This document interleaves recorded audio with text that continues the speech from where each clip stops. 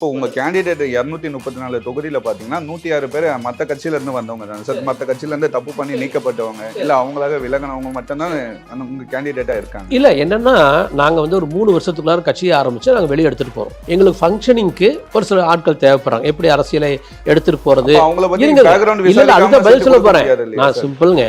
நீங்க அவங்க சிங்கம்புலி கரடியா இருந்தா சரிங்க.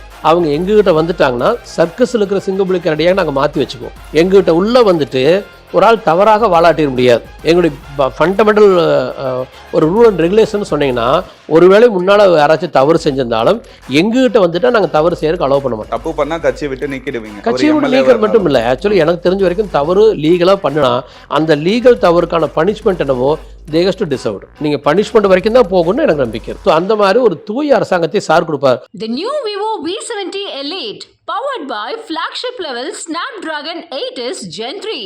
Buy now.